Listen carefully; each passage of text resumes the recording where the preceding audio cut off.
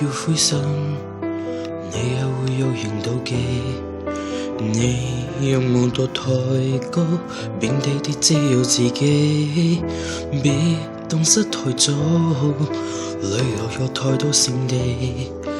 你記住你發膚，會與你慶盡盡興。啦啦啦，為着自己開心的東西要專心記起。啦啦啦，愛護自己，是地上實到的真理。寫這高貴情書，用自言自語，在我的天書，自己都不愛，怎麼相愛？怎麼學給愛人好處？這千斤重情書，在夜闌深處，願無情大樹，沒有它倚靠，歸家也不必別語。